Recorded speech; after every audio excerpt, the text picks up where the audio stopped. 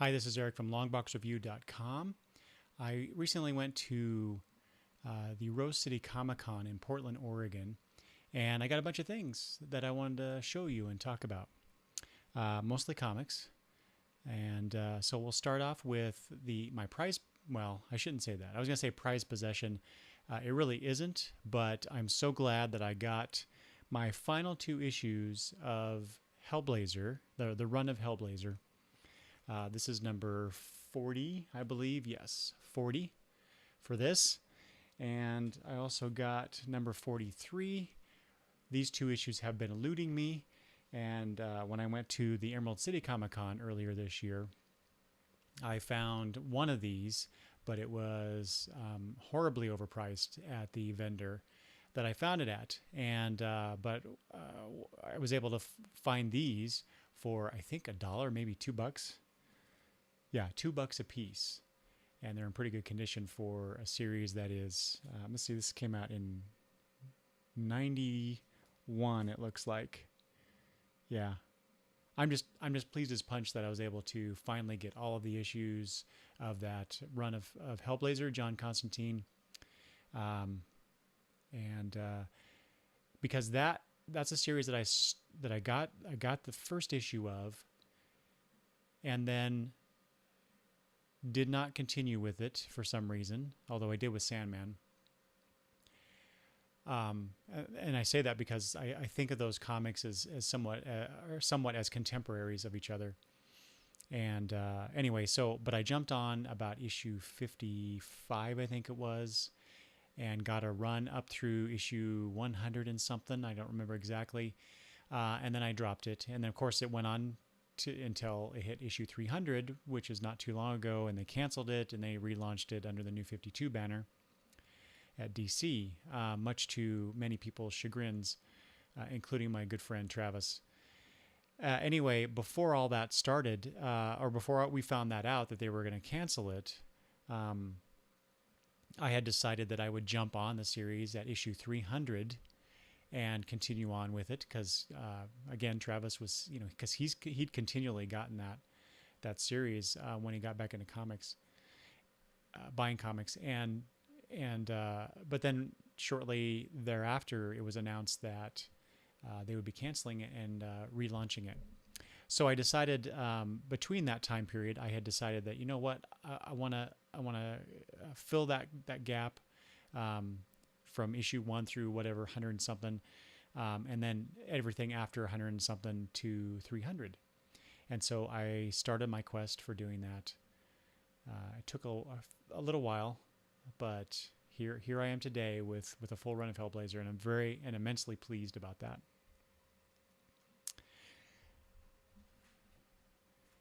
Next up, the comics that I got at Rose City Comicon are a bunch of adventure comics that I got here. Well, I don't know why I'm showing all of them.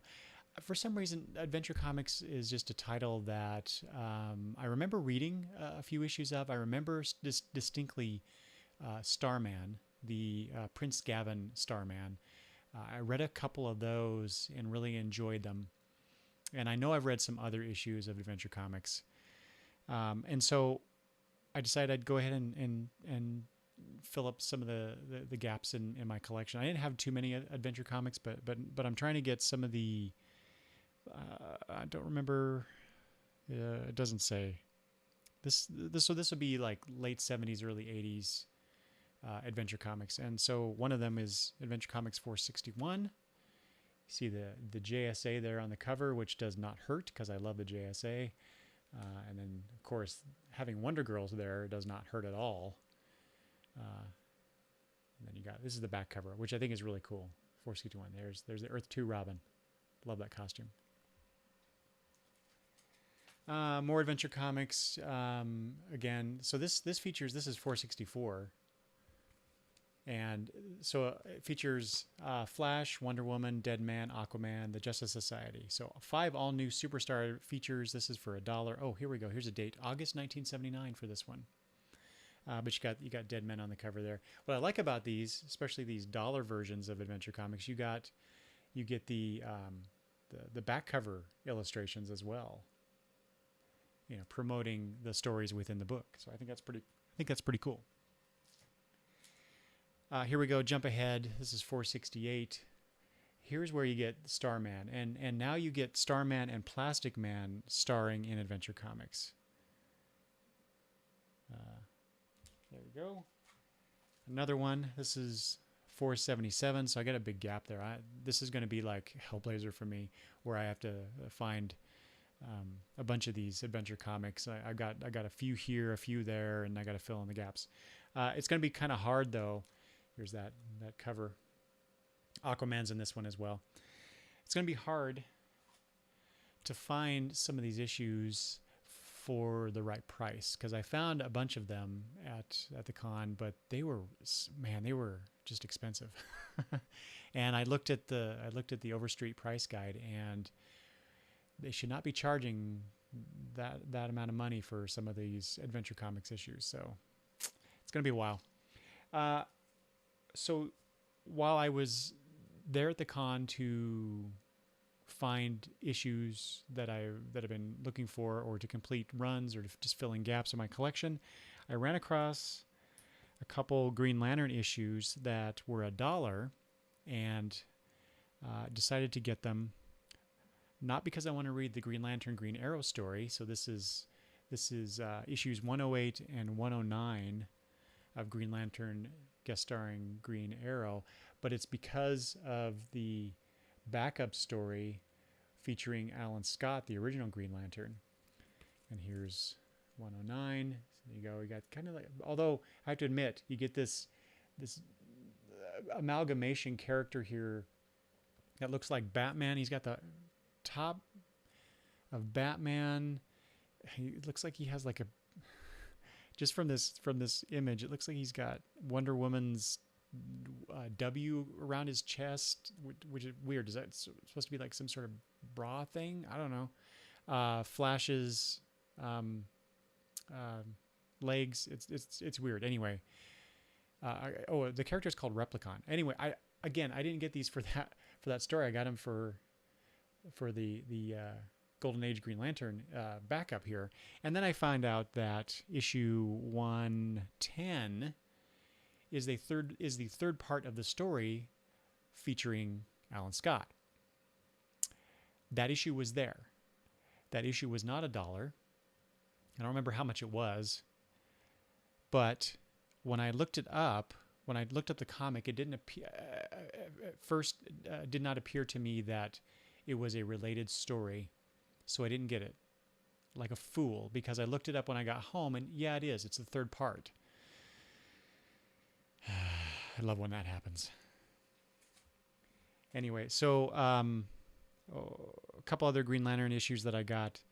Again, yeah, featuring Alan Scott in the main story. This is issue 111 and 112.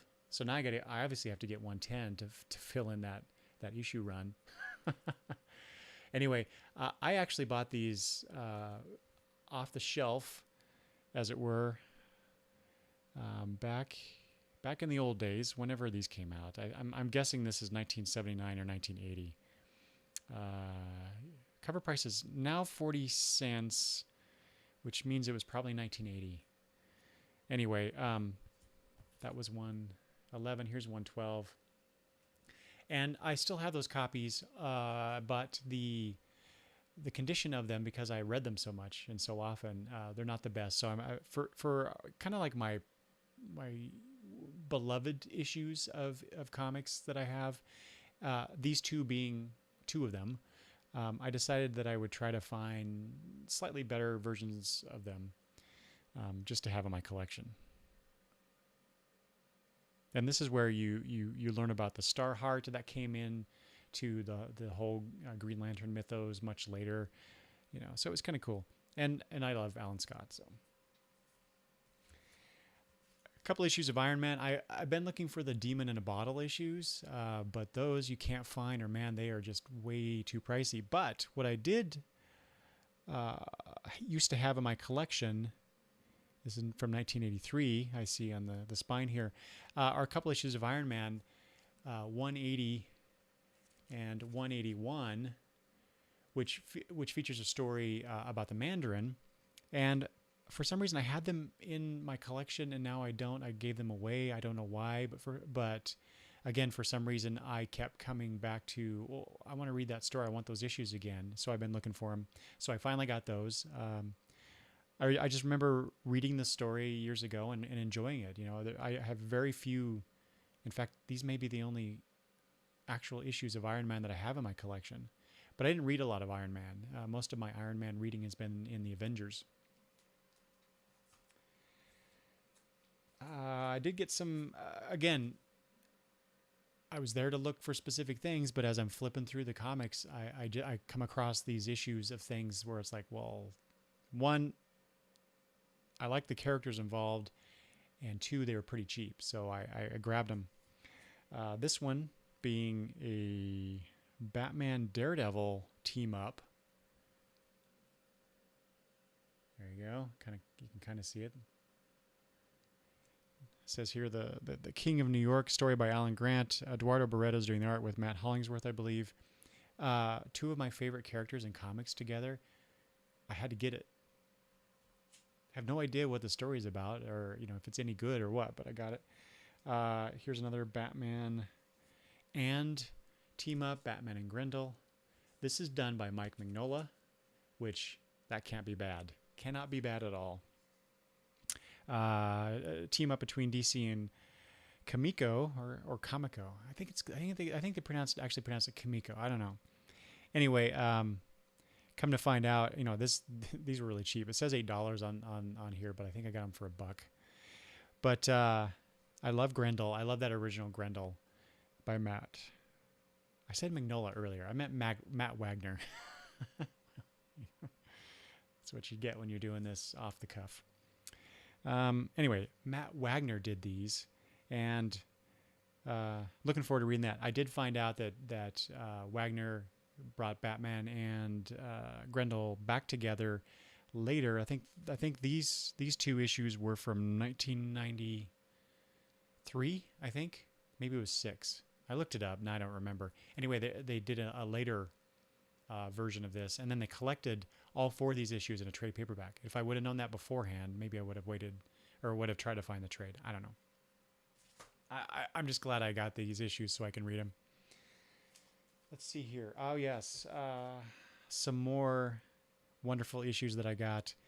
Another run of comics that I've been trying to get issues of, and some in better quality. I'm going to have to get some more better quality ones of these. But I finally have, I think I now have the complete run of the original Teen Titans. So I got here, this is issue number 4.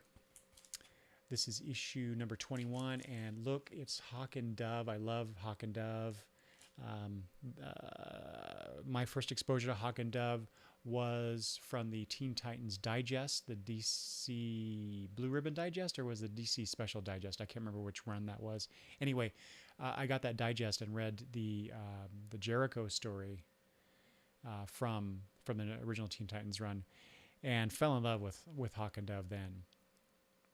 So there's that. Here is the issue number 25, the first appearance of Lilith, it says in here, featuring members of the Justice League on the cover, berating our beloved Teen Titans, as the Justice League often seem to do. Number 29, again with Hawk and Dove. See, that was just an added bonus. I just put the entire run of Teen Titans on my wish list and been trying to get the issues, and here I get a couple in this batch featuring Hawk and Dove. Here's another one, number 30. Aqualad on the cover, looking for his friends. And a bit of I'm going to guess it's a Halloween issue. I don't know, but it's got Wonder Girl looking like a witch on there. And that's what Robin says. She's turned into a witch. Oh, no.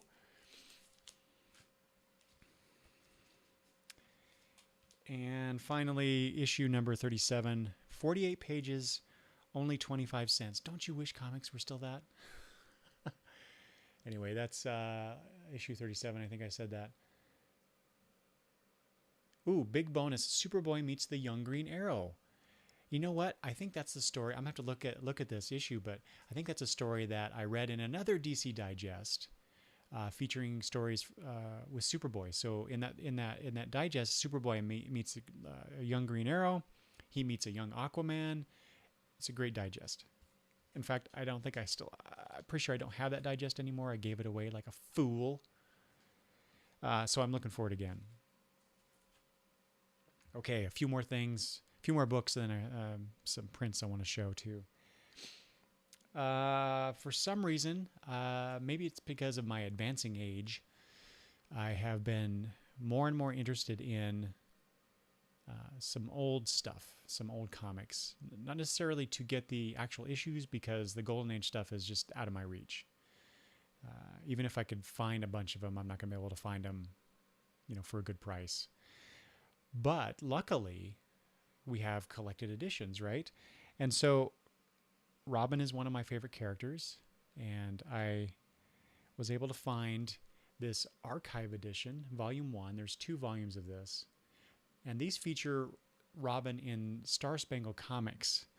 Let me see here, from 1947 through 1948. So you get Robin stories, solo Robin stories, in this collection, which that's pretty cool. I'm sure I won't like them as well as I do in more of the modern stuff, but like I said, for some reason I've been really interested in reading some of the older stories. To fit with what I was saying earlier about Alan Scott, Green Lantern, I got volume 2 of the Golden Age Green Lantern archives.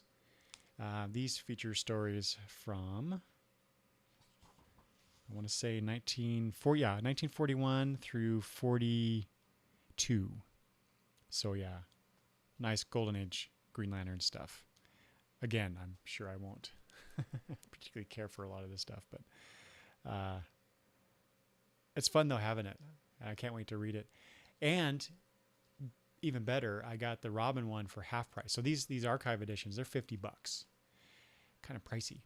But I got the Robin one for half that, and this one I got for $15. I found it. There's a place that I've been to at Emerald City, and they were at Rose City as well, and they sell their hardcovers and trade paperbacks for 70% off. And I really got lucky finding this one. This is volume 2. I really wish they would have had volume 1. That would have been awesome. And I've been looking for the Showcase Presents, those really thick black and white reprint editions. There's the Legion of Superheroes. I've been trying to get those. I had the first 2 volumes, and I just pre-ordered volume 5 from the latest version of issue of previews. But I need 3 and 4. And they had volumes 1 and 2, but not 3 and 4. Dang it. Okay, final 2 things, issue-wise. Do you remember the tabloid size, the Treasury editions, sometimes they're called? DC called them all new collector's editions. These big comics. This is Superman, Wonder Woman, $2. This is C-54. This features a story. Sorry, this features the Golden Age versions of Wonder Woman and Superman, although the logo on Superman is the Silver Age version for some reason. But it's 72 pages, and it's it's an original story. I've wanted to get it mostly because it has Jose Luis Garcia Lopez art, and I really like his art. And it features a battle royale between Superman and Wonder Woman, and like I said, it's featuring the Golden Age characters, and this came out in 1978. So I thought that was really interesting, and I can't wait to read it. This is written by Jerry Conway, one of the greats from the Bronze Age. Finally, speaking of the Bronze Age, because this is another tabloid all new collector's edition, C-55, also cover price $2. And this came out also in 1978. I don't know when exactly, but this features a story of my beloved Legion of Superheroes. This is the wedding of Lightning Lad and Saturn Girl, which I've never read, and I don't believe it's collected anywhere, I think. Pretty sure. So I've been really wanting this one big time. I mean, getting the Superman Wonder Woman one, that was nice. That was a nice find. Worth the $5 that I paid for this. The Superboy one in slightly better condition, I paid a little bit more. I paid almost 8 times the cover price for this thing, but that's okay because the price guide says it's worth a little bit more than I paid. So I'm very pleased. It doesn't matter though. The price in this case does not really matter because it's Legion of Superheroes, and I get to read a story that I've never read before. I've only read about it. So this is awesome. Okay, a couple more things. Yeah, 3 more things. Well, I guess 4. I'll mention it. I forgot to grab them. I bought some glasses, the pint glasses.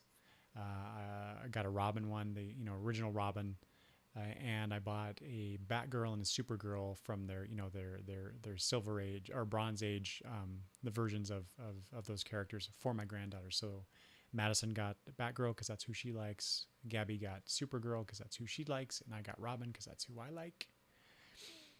So we're all pleased about that. While there was a studio, an artist studio, mercenary art studio that was selling prints, and one of the artists was there. And my wife and I have seen her before. Her name is Amelia Davis. We bought some prints from her at Emerald City this year, and there was a print there that we both saw and liked, but we didn't get it there for some reason. But Kitter said, you know what, you need to have this.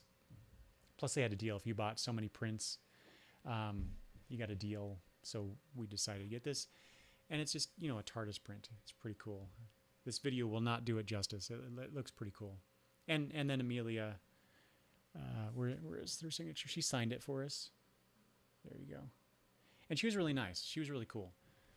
She was doing original prints, watercolor prints for like $15, I want to say.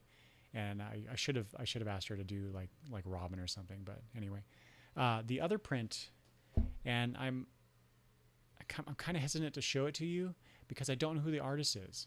But the art looks really cool. It's just it's a pencil drawing. Whoop. Sorry about that. There you go. Of Wonder Woman flying over Paradise Island. And when I asked the guy who sold it to me who the artist was, because there was a couple of these by the same artist, he could not remember the artist's name, which I thought was kind of weird. But you know what? He's just a guy helping out at the booth. But the artist, it looks like the stylized signature here has the initials GM. So if you recognize this, and I have to admit, this kind of looks like something I've seen before. And I've kind of noticed that the Mercenary Art Studio guys, some of them draw in similar fashions to other artists out there. And they're just doing, either it's an homage, I don't know, or it's just, they I'll tell you what, one of the things I see a lot at cons is all these various artists see something that's popular and they draw it themselves. They do their version of it. At Emerald City and still at Rose City, I saw a lot of original art and prints done by these artists of characters from Frozen. So I don't want to get into is that a good thing or a bad thing? These artists mimicking other artists' styles. I don't know. That's not the purpose of this. Although I can't help myself apparently.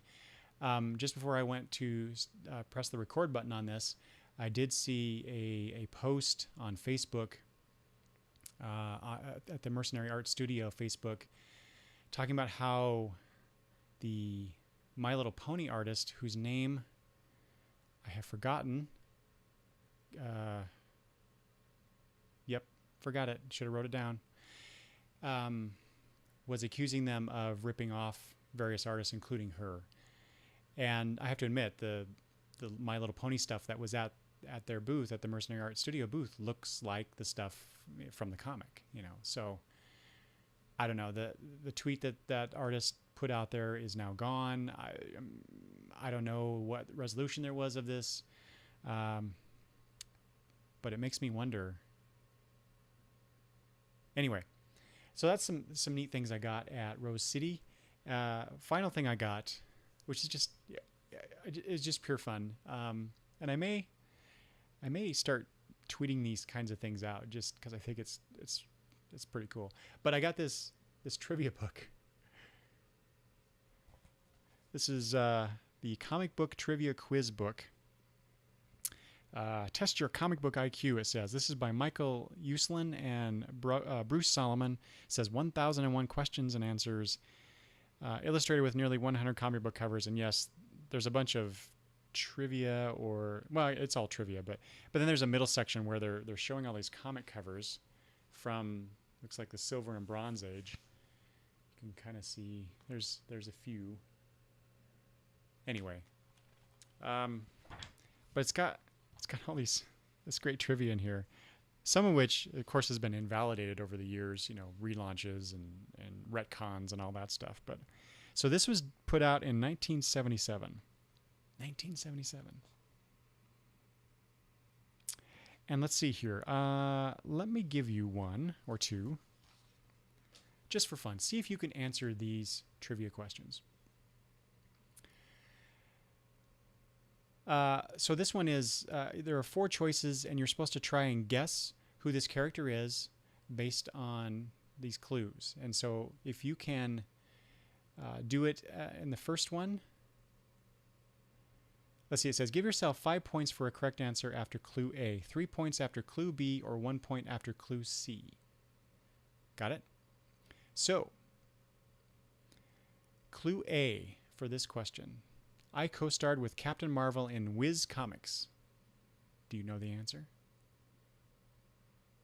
If not, part B, my assistant was the lovely, I want to say Taya? Might be Taya, T-A-I-A. Do you know who it is? Final clue. I was a reincarnated Egyptian prince. That should do it for you, I would think. Maybe. Or if you're like me, you got confused about who your reincarnated Egyptian princes were, and you guessed the wrong thing. All right, do you have the answer? Did you get the answer at A, B, or C? Or are you still thinking about it? Because I'm going to tell you what the answer is. The answer is Ibis, the Invincible. Ah. You want to do another one? Let's do another one, because that was fun. And now I've lost my page. Here we go. Oh, that's too easy. But let's try it anyway. Here's part 1. Part A. I co-starred with a Spectre in More Fun Comics and with Superboy in Adventure Comics. That one might be a little tougher. Until you get to part B. Come on, this is so easy. Part B, if you don't have the answer already. My magic formula was 3x2, parens 9y, parens close 4a, 3x2, 9y, 4a.